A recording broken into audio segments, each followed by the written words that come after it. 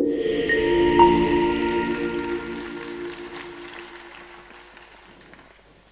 right, does this work?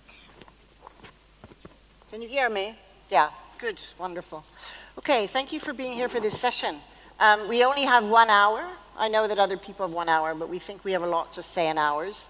Our session is going to be structured a little bit differently.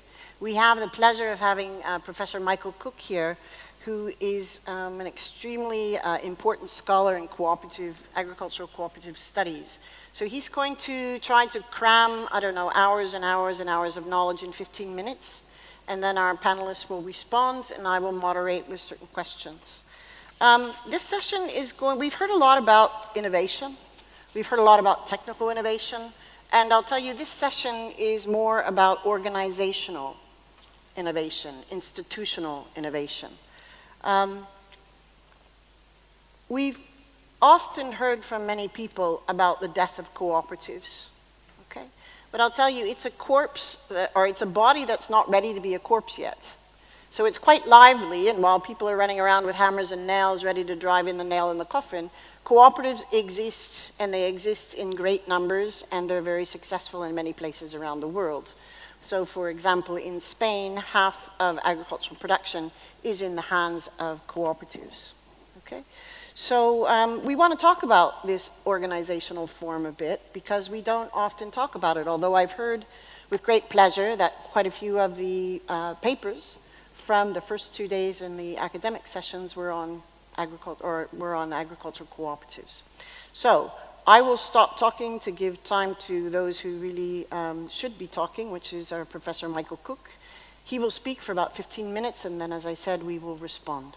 So Michael, the floor is yours. Thank you.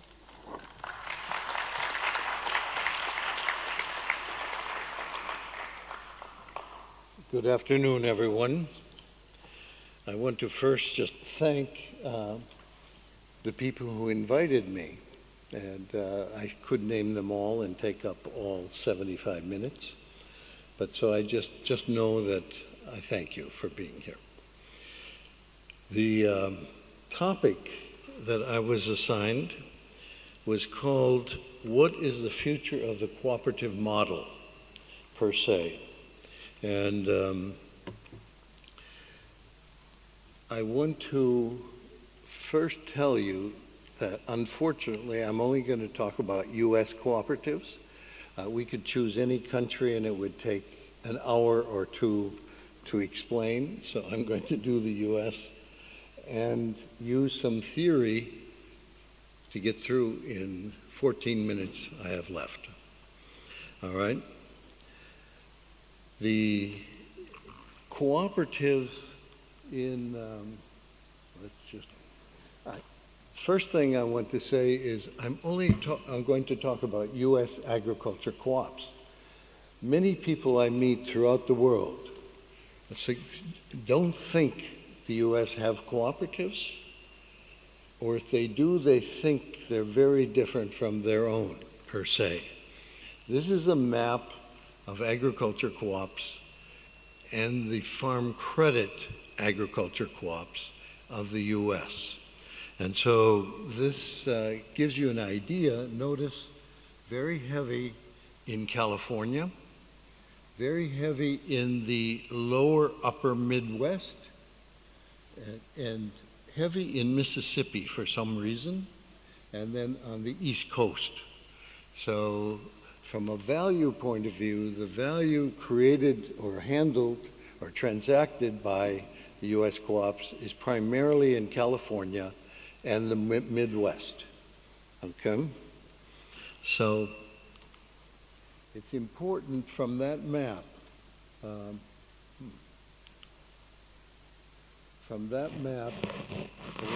not going to do the life cycle yet, if we do it.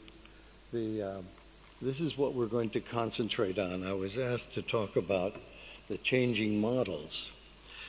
Before I do that it's important to know that the U.S., from an agriculture point of view, reached its peak in number of agriculture co-ops in the year 1925. So 100 years ago. There were 12,500. Today, there are approximately 2,000 agriculture co-ops. Almost none of them went bankrupt. Most of those have merged and merged and merged or consolidated. And in 2022, the agriculture census identified 300 of those 2,000 are more than 100 years old. 75% of those agriculture co-ops are 75 years or older. Okay. The market share held both on the marketing side, meaning marketing in US co-op language. When you work across countries with respect to co-ops, nomenclature is a really confusing. Nomenclature and metrics are very difficult, and they confuse a lot of people. We call marketing co-ops cooperatives that handle what a producer wants to market. In many countries, that's called a supplier co-op.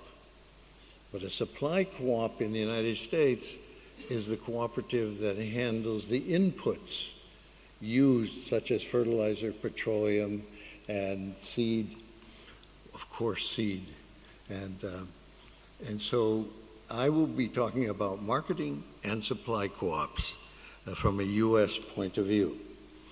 I think it's very important to understand, and there's been quite a bit of research on this in the last 2 or 3 years, on why do cooperatives live so long? In the United States, the corporations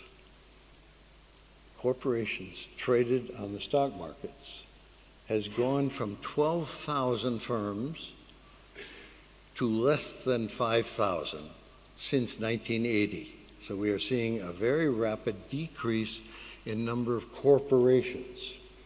We see a decrease in the number of cooperatives, but by the way, the corporation's average life is 18 years. And the average life of an American U.S. agriculture co-op is approximately 90 years. So the question keeps coming up, why so long? And so we will, if we have time in the questions, we can attempt to address that. It's important to know that the United States, since 1988, when the Congress was very concerned that cooperatives are being too successful. And so they did a major study, and the study pointed out that the principles that the U.S. cooperatives were using were the following 3. User owner, user is very important, user owner,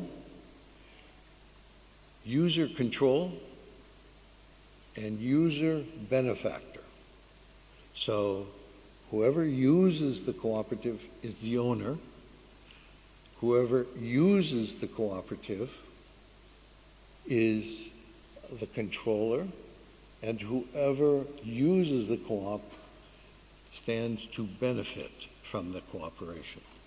Those are much shorter than the ICA principles or the Rochdale principles or a number of the German developed credit principles. All right? The U.S., of these cooperatives we've talked about in agriculture, the food system in the U.S. is approximately $1 trillion. The U.S. cooperatives control 35% of that $1 trillion, and they control or transact 35% of all the inputs that are utilized by producers. So that gives you a little background about what I'm going to try to share with you, all right? So we're going to have a definition or an agreement on what ownership means. By the way, co-op ownership, or who owns a co-op, is becoming an increasingly debated and discussed issue in the U.S. For our sake, we will use a legal definition. That is, ownership is the holder of residual control rights. Over time, I'll explain that a little more, but think of that. Whoever has the control rights, it used to be used whoever had the residual claim rights. So whoever had claim on the earnings was the owner. That has changed, and since the mid-1980s, the legal system, the judicial system in the U.S. now recognizes control rights as being a better definition of ownership. But if you go back home and you want to talk about something that's debatable, just ask the question, who owns this co-op? Many of the members will say, well, I do, I should drive that pickup truck home. That's about more or less how much I own. And of course, the manager will say, no, you don't. Okay. In the United States, cooperatives have to be incorporated as corporations and then as a cooperative corporation. All right? So, we examine, I'm taking shortcuts in a lot of cases here because of time, but we have two major types of agriculture co-op. That is a multi-purpose. That's where a cooperative is in a local area, buys the output of the producer, and sells inputs to that same producer. So we call that a multi-purpose cooperative. The other type of cooperative is a marketing co-op, where the producer produces something that the cooperative then markets. Okay, so those are two very simple definitions. Of the $350 billion of business done by cooperatives in the U.S., half is multi-purpose and half is marketing co-op. So it's easy to remember that. Okay?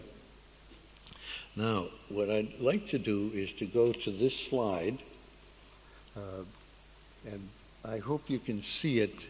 The most important thing is to start. Do you see the little OR? That means ownership rights. Let's start there.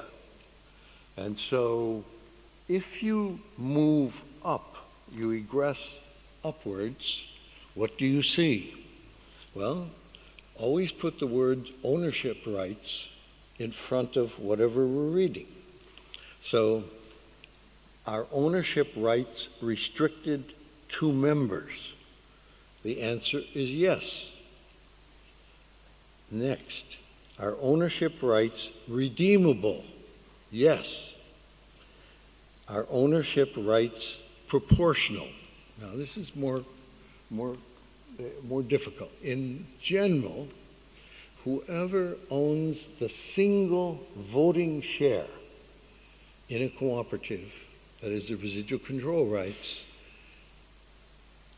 owns that cooperative. Now, there will be times for non-proportionality, and I'll get into that in just a few minutes. Now, the nice arc you see, and with the big T at the end, and then the C and the O, we'll save time and I won't explain those. Okay. But the T means tinkering, but that is indicating to you that a cooperative goes through a life cycle. If we had time, we'd do the life cycle of the agriculture cooperative. So, traditionally, what you have is a traditional co-op since the early 1900s had ownership rights that were not transferable, they were non-appreciable. They couldn't go up in value. They couldn't be sold to someone. They were redeemable, meaning the member could sell them back to the cooperative. It's the only place. All right? And finally, the residual rights or the owner would receive in proportion. The earnings would be distributed in proportion to patronage. Now, patronage means the earnings based on the transactions with the cooperative. So that's a very simple definition, okay? Now, so what happened? What we see is if you took a proportional cooperative, what was challenged? Those rules, traditional co-ops, lasted from approximately 1925. There were some in the 20s and some in the 1915s, etc.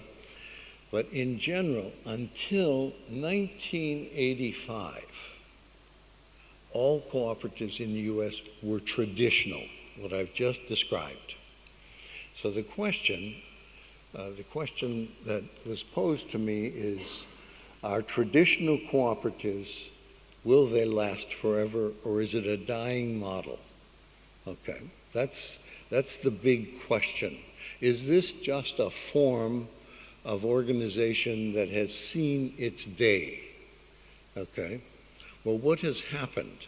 And what you will see if you look at this chart or this table, what we have, if you move down it, each stage you see there, each reinvention the co-op has a different name.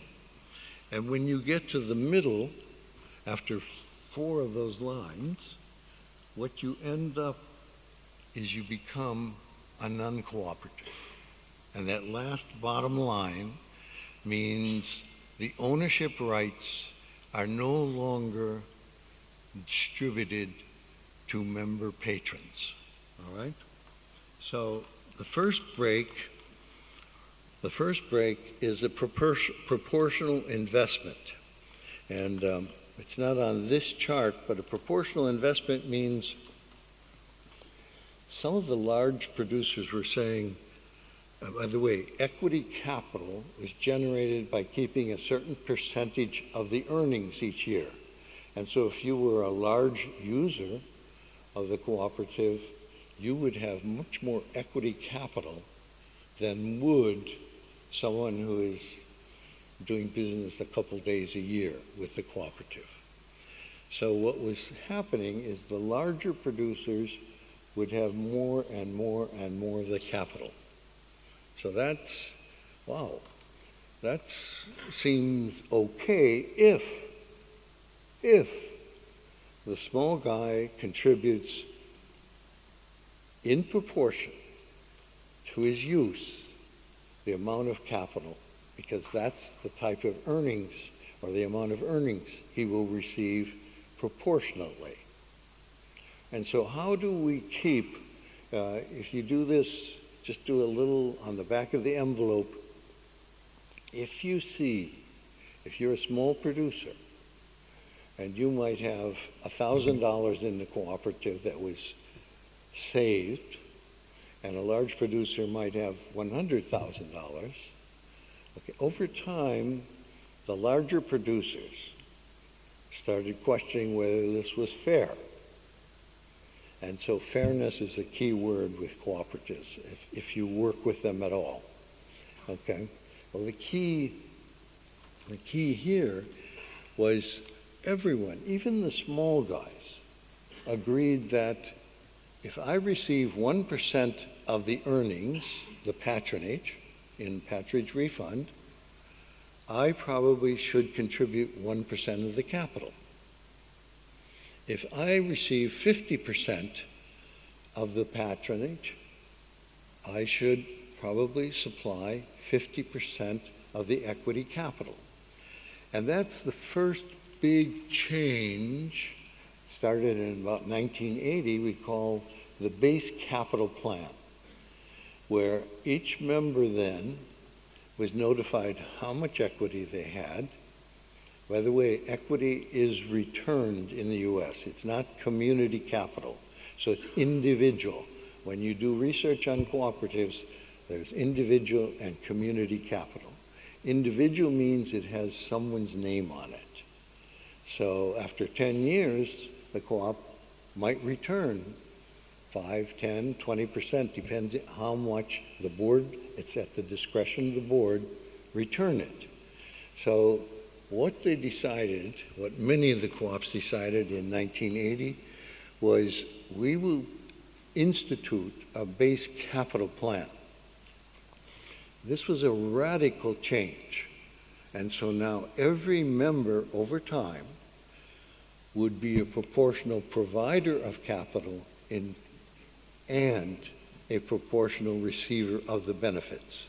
This is really key. And this, within a couple of years, was considered to be quite fair. All right? So the second model is called a member investor. That is, cooperatives would give the member an opportunity to invest in the cooperative with some type of benefit, perhaps an interest rate or an appreciation of the size of their equity, but it's a member investor. So the member receives this transaction patronage and now can generate a set of earnings by investing in the cooperative. Many of the co-ops start this voluntarily, but then over time make it mandatory. Why am I talking about almost every one of these changes? What we see happening is this demand for capital because of the international industrialization of the food and agriculture system. So this is, how do co-ops generate capital? That's a very big issue. Up until the mid-'80s, capital was generated just through earnings. But co-ops no longer could generate, given the tremendous internationalization of agriculture, margins started going lower, and they weren't able to generate what they would have liked to have done from a strategy or a growth point of view. So that second type is called a member investment cooperative. A third type emerged in the early 1990s called a new generation co-op. And those of you who are in from Europe, this is not the new generation co-op of Europe. A new generation co-op in the US, what they titled it as a new generation co-op, is in a sense a very radical change, all right? Here, a farmer, a producer, has to buy the right to deliver so much. If you grow cotton and you grow approximately 1,000 bales a year, so you might want to buy the right to deliver 100. And there's so much per bale. And this is for every commodity that has a new generation form. So you buy the right. It's like if you go to football games, either soccer or American football, you now have to buy the right to buy a seat at the football game. So this new generation, that's the first thing, you buy the right. And the first famous one, it was in durum wheat, and you had to pay $3.81 per bushel delivered, okay? And there were all kinds of rules. You can't buy too many and you can't buy too few, but it was a new way of financing the cooperative per se. Now, these rights are tradable. So if I want to leave farming, I can sell to a neighbor. And in this first cooperative, if you want to read about it, there was a Finnish journal that published a very detailed example of one. And so what you do, you bought so many shares to deliver durum wheat, which is turned into pasta, okay? And what they would do, if I wanted to move to, if that was me, I wanted to move to Florida, I don't need this right anymore. The value of that delivery right of 1 bushel of durum wheat had gone up to $18. So, wow, this is cool. This is like the, Wall Street. This delivery right is tradable and appreciable. Notice, that violates 2 of these rules about becoming a traditional co-op. All right? Now, it created this liquidity. All of the sugar beet cooperatives in the United States are formed in this manner. And the U.S. sugar beet industry provides 80% of all the sugar that the U.S. consumes.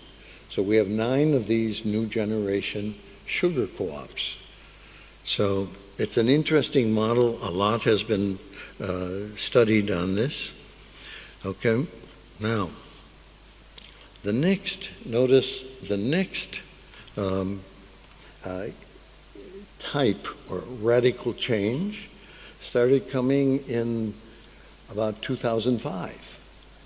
And it's called Patrons and Investors Hybrid. I call it cooperatives with capital-seeking entities.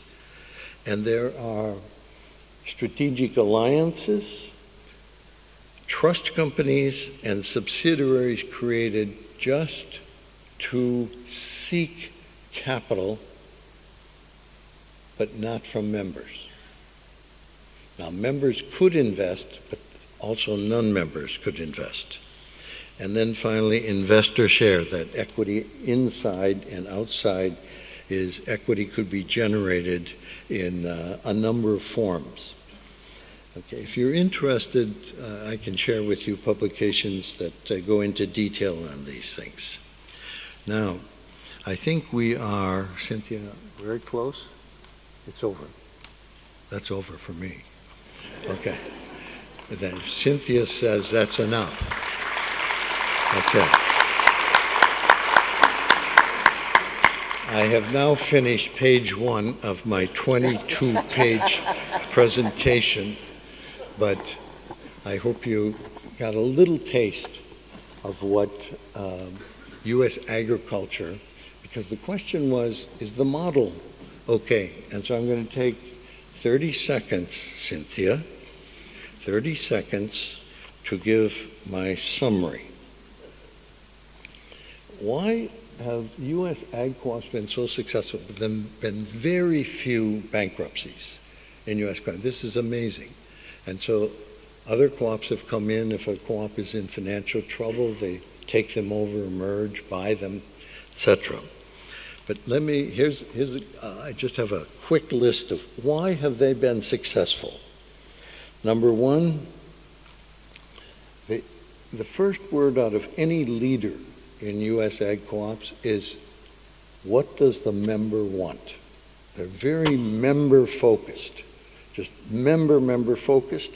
If a manager has hubris and it seems like he's doing things for his own welfare or her own welfare, that's the board of directors in general in the U.S.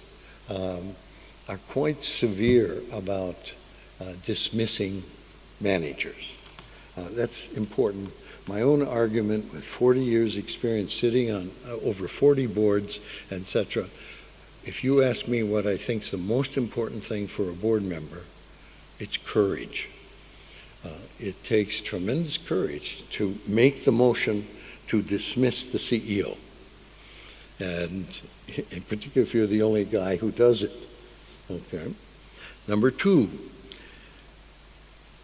U.S. ag co-ops are hiring the best students, not the C students, the best students. And if there's anything that's led to the success of this, it's the quality, particularly of their top management. And so those who visit the U.S. ag co-ops will see that. Another reason why they've been so successful is we have in the U.S. a very strong, sophisticated financial or debt-providing co-op system. For cooperatives, it's co-bank. Okay, we're talking about almost a $400 billion bank, just owned by these ag co-ops. And they're very knowledgeable about the happenings, the business of these cooperatives. Okay, the next point would be they are not afraid to restructure. Very few years ago, we had 250 federated cooperatives, two-level. We will hear from the next speaker. He leads a federated co-op. In the U.S., we've gone from 250 federated co-ops to 25. This is, and it takes a lot of guts to do that, okay? So the co-ops also have an excellent position in Washington, D.C. American farmers are very dependent on certain types of public policies that help the farmer. The cooperatives are very good at dealing with that. And finally, I would just say,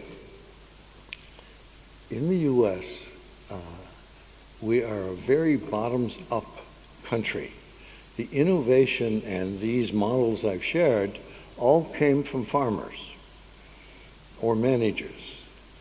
They did not come from the state. As a matter of fact, it's an amazing, farmers feel very free to throw out crazy ideas. We're a common law country, and therefore, whatever you do is legal until you are sued and put away by the lawyers, okay? We are not a top-down type country. So let me meet Cynthia's deadline and say adios.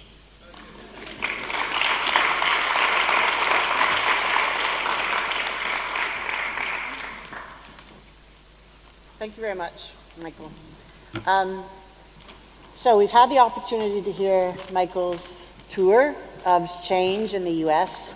Many of these things will resonate with other experiences that we've seen around Europe and also in Latin America and around the world. So what I'd like to do is go local and then broaden out to Europe and then to Latin America.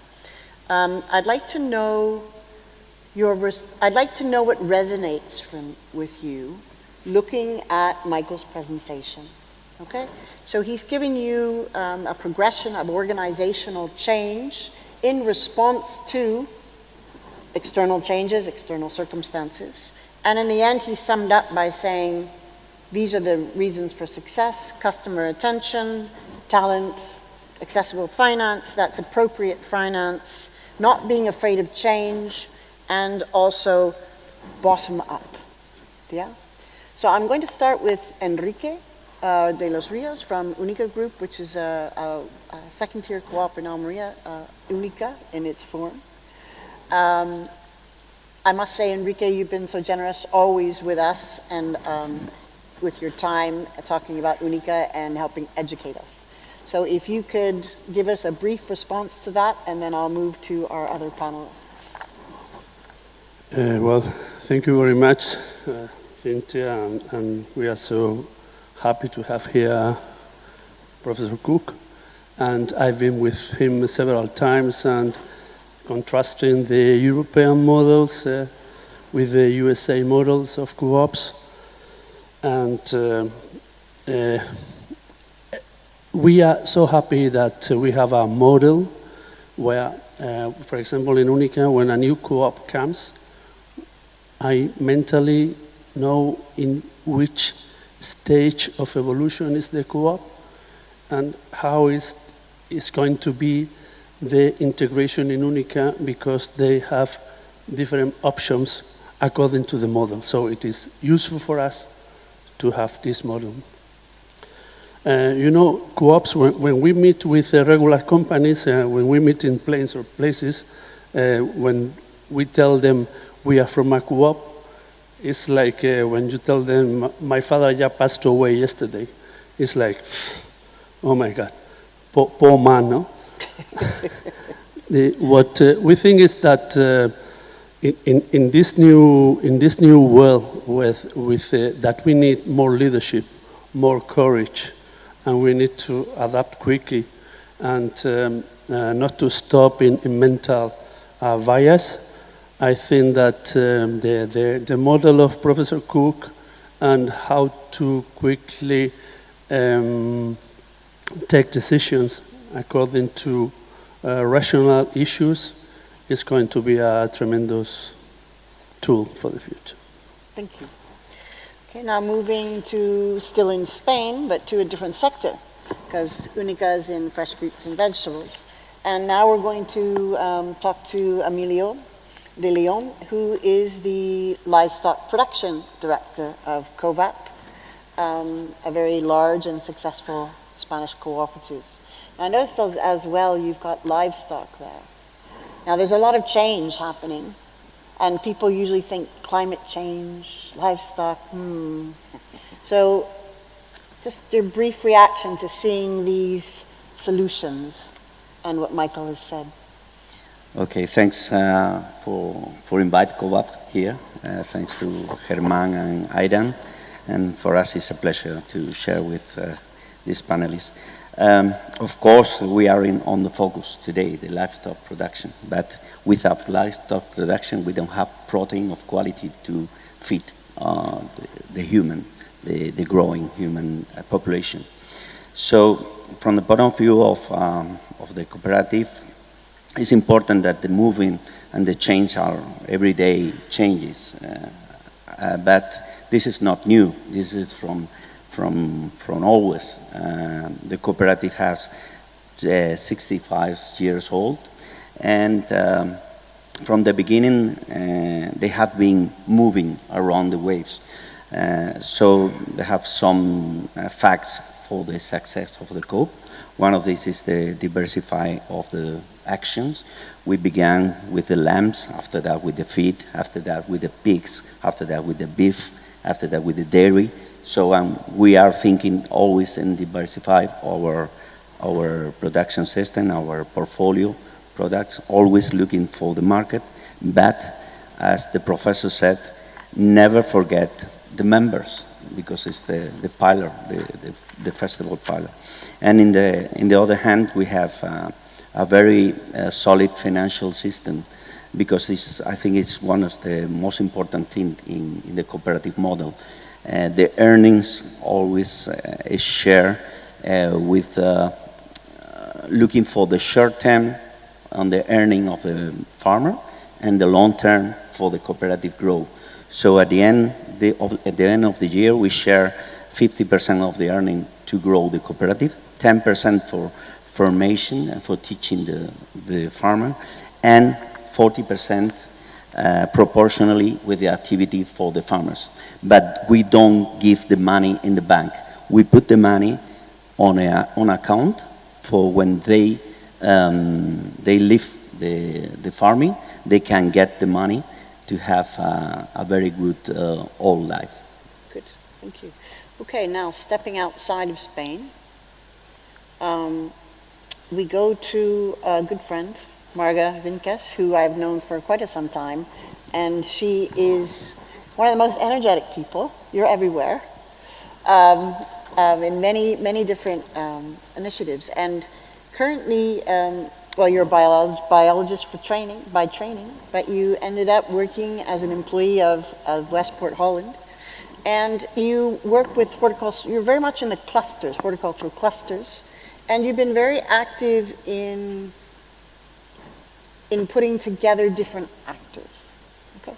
So when you see Professor Cook's scheme, you're aware of that traditional co-op up there, but you're probably looking down the list of options and things like that. So when you see this scheme of cooperatives, what speaks to you, what resonates with you? Well, thank you, and thank you to be here, and thank you, Professor Cook. I saw your scheme, and it's quite academic, I think, and I thought, what will it bring us for the future? And of course, we have in the Netherlands also very successful cooperatives, like Royal Flora Holland from the flowers, or in the dairy sector, you know, of course. But because of the challenges we see as agriculture and horticulture sector, we need more than only cooperatives. And I was triggered by your conclusions that there was no interference of the state. Because contrary to you, I would say that in our clusters, governments are one of the members. And for the future, we need all actors in the field, so governance, cooperatives, academics, together to find the solutions we have to deal with. And that's what we call indeed a cluster. So I'm an employee of a municipality like El Ejido with a lot of greenhouses, glass greenhouses. And we see this problem, but as a municipality, we would like to keep our economy, but also keep our water clean or get it cleaner, and keep our space. We have a lack of space in the Netherlands. So we have a lot of things to discuss with the horticulture sector, which is, for example, indeed organized via cooperatives. So then we have one voice to talk with, that's easy. So the cooperative is a member of the cluster, like the universities and like the different governments. And I think those cooperatives should stay. I think they do good work. But we see also that some of, for example, in the flowers, some of the producers are getting out and working directly with the retail, for example. So maybe we need both. But what we really need is that we have what we call in the Netherlands the polder model, that we are on speaking terms to take care of the future of our sectors and to keep them alive. Thank you. And finally, we would like to have a response from Gabriel Rodriguez Marquez. Thank you for being here. It's a long way. He is the country representative at the Inter-American Institute for Cooperation in Agriculture. You've got a lot of experience around the world with FAO and with other institutions like the American Development Bank, et cetera, et cetera. So your experience is very global. I imagine you know a lot about Europe, but you know a lot more about what, particularly in this case, talking about what's going on in Latin America. How do you see the development of the cooperative model if you look at this in relation to the challenges and changes that are occurring? Okay, first of all, it's a pleasure to be here, and thank you for the invitation of IFAMA to be here. Also, share this panel with Professor Cook and all the panelists. Really, I'm very happy about that. Look, I need to be very honest with this. I need to say this model is for the States. This model is for Europe. Latin America is completely different. And why? However, we have successful cooperatives in Latin America, very successful in different areas, okay? Remember that the word cooperatives during the 70s and during the 80s was forbidden, okay?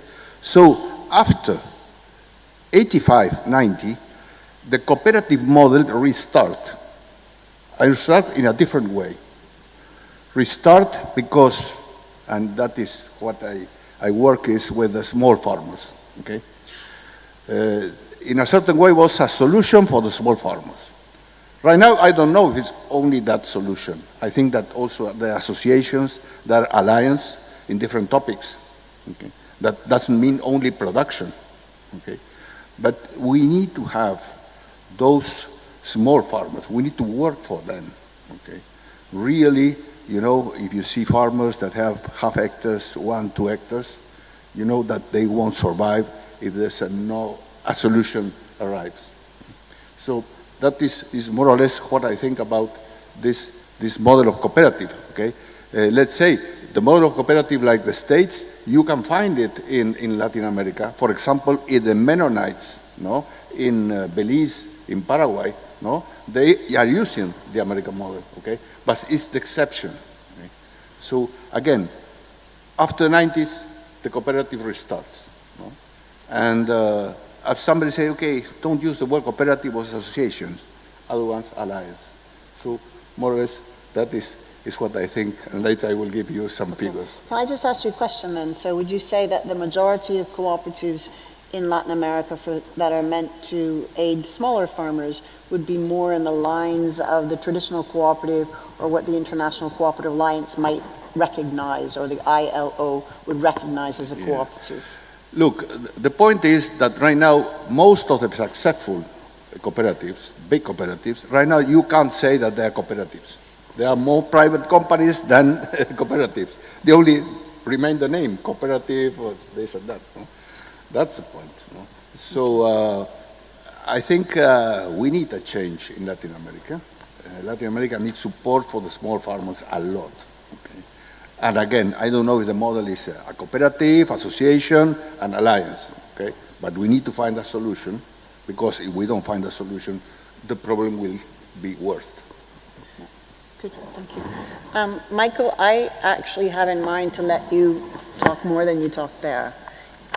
It's in the schedule. I wanted to ask you if you wanted to quickly respond to any of this, but I'm really going to keep you on time, because we've had some interesting different perspectives. It's up to you whether you wanted to respond now or if you want to wait. Okay, good. Right. Well, I didn't mean to say good. It's easier for me to control the time.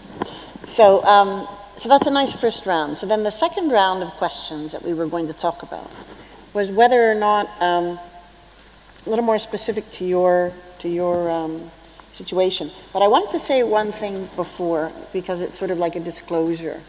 I do have a little bit of a conflict of interest here, in the sense that I'm not a completely objective moderator, because I'm very involved with cooperative studies. So I'm on the global board of the International Cooperative Alliance, where we do research in cooperatives, okay? Not just agricultural cooperatives, but cooperatives you will find all over the world.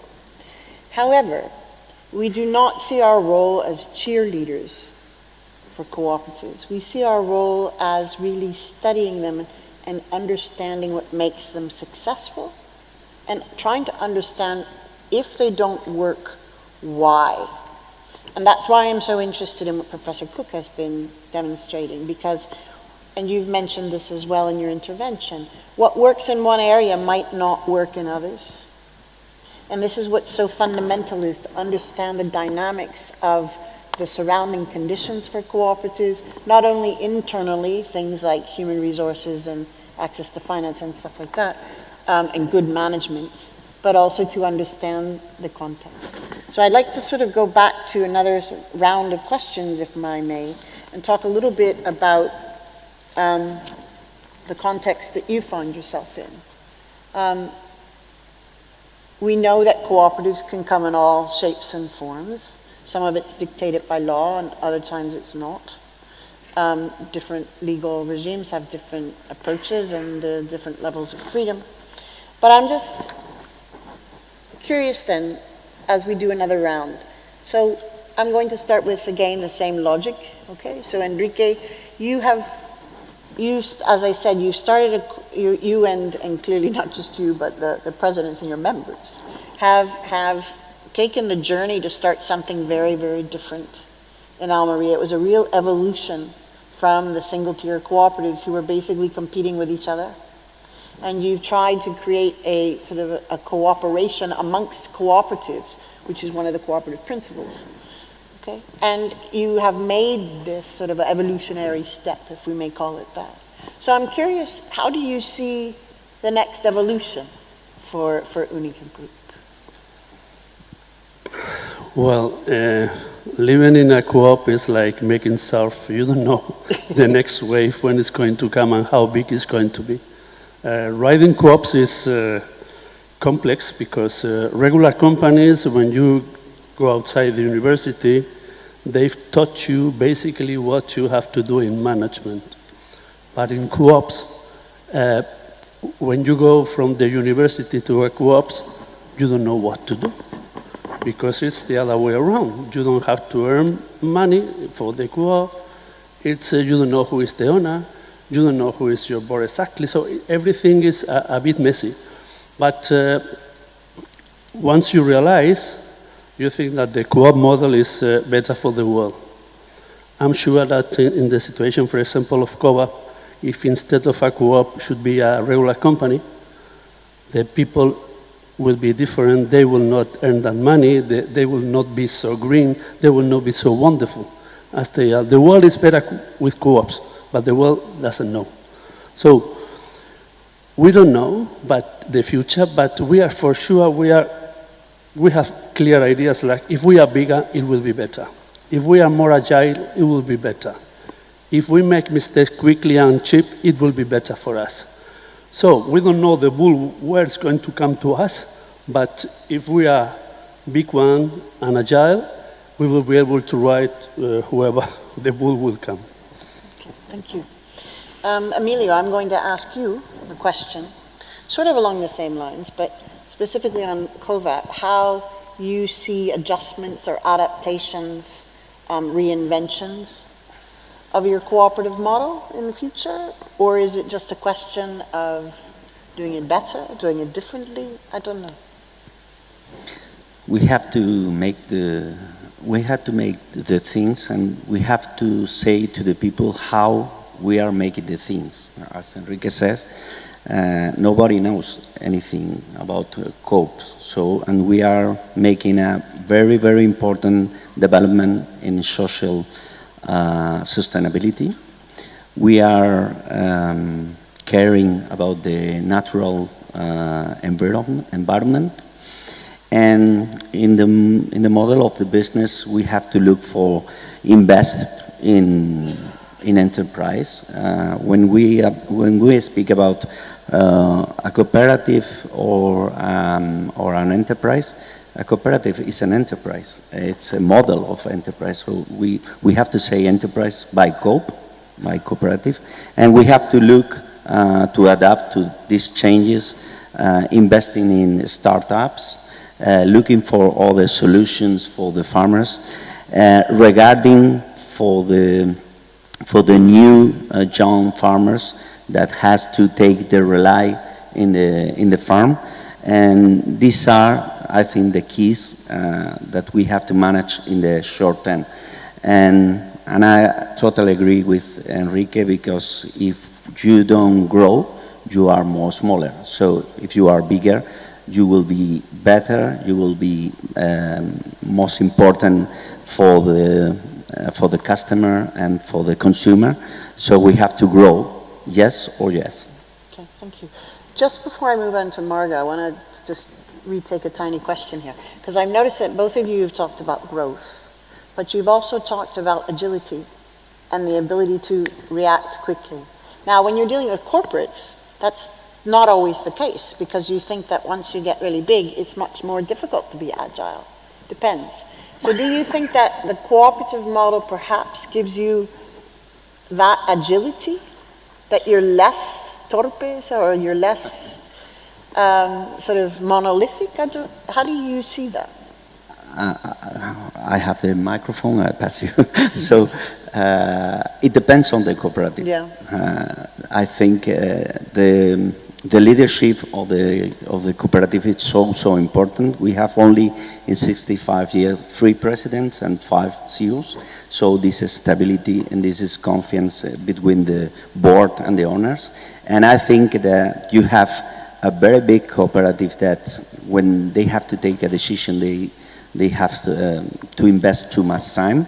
And in our case, we speak every week with the owners, and we take quickly.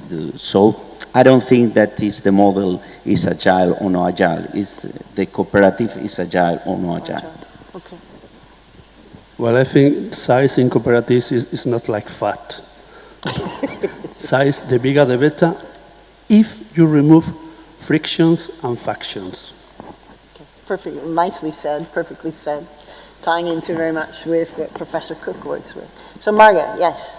So the question for you was, okay, we know that you've talked a little bit about the role of collaborations between public and private actors, so you're welcome to speak a little bit more about that. But my extra question would be how you see the cooperatives in that mix, and whether you think that the cooperatives need to change somehow within that mix. Well, I hope if they hear me, maybe it helps. I think in the Netherlands, some cooperatives have problems because they are so large. And because they have a very mixture of sort of growers or farmers, very small ones, very big ones, modern ones, the front runners and the ones behind. And there is a different idea of what the cooperative should do, how it should be, as it is agile, how it should react, for example, on digitization. And for example, Royal Flora Holland is the one that would like to digitize much more, and I know that it was even on the radio, the Dutch radio, that the growers, the small growers, don't like this idea. So it's really a problem to be agile then. And I think for the challenges we have to meet as a region, because our clusters are regional, as a region, and as a sector, we need cooperatives that are very agile, because they should help us. For example, they should help the growers to have a license to produce, for example, which is really a thing in the Netherlands at this moment, especially for flowers. People don't buy flowers anymore because they give a lot of pollution. So, it would help if the cooperatives can react in a way that they make the future for the sector, for their members, more secure. But the small growers, they have problems with that, and so it's balancing on a chord. I think it's quite difficult for the. I see a lot of movement, but in steps, and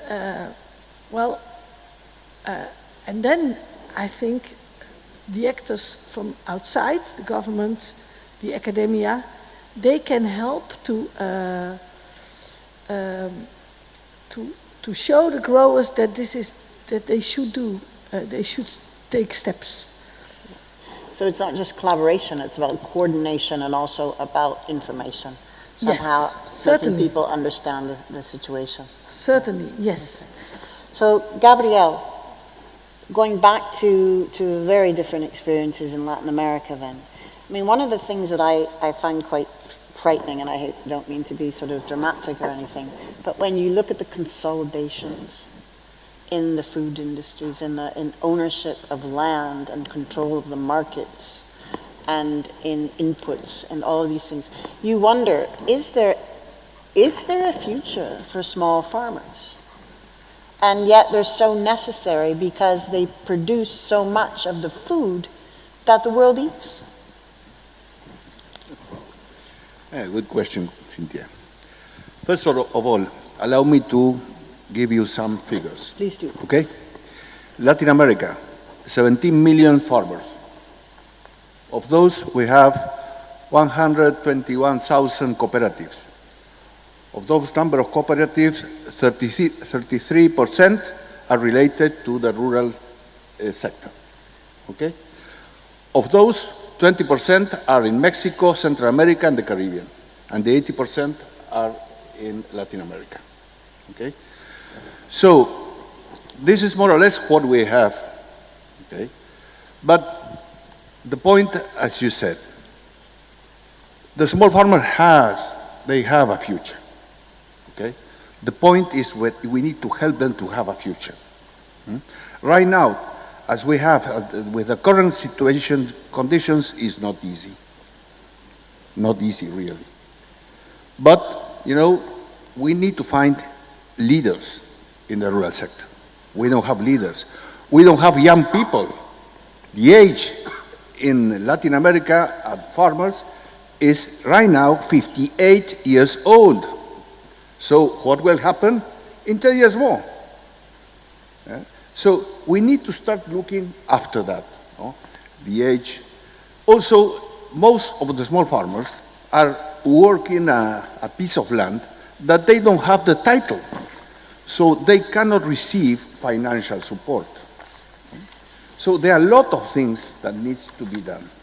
So again, but returning to the main issue, the cooperative, okay? I think a cooperative is a solution. And let me put an example, Paraguay. Paraguay, we start working with 200 farmers, small farmers, producing tomato, okay? It was really a successful project. And I think by the end of this year, mid of next year, will be a cooperative. But let me tell you, it was a very, very hard work. Unfortunately, we have the support of the Ministry of Agriculture, the support, financial support from Bayer, and that's the way that we need to do it in every country, supporting those small farmers. When I talk about small farmers, it's half hectare, 1 hectare, okay? But you find in Latin America, for example, in Paraguay and El Chaco, owners of 60,000 hectares or 40,000 hectares. No? So it's the difference, it's amazing. On the other hand, I think that there are also another solutions, let's say associations. Association to do this or to do that, or alliances, global alliances. Because there's a big issue that is not only production, it's an issue that is diseases. No? So we need to be all together. And an example is the Global Alliance Against Tier 4.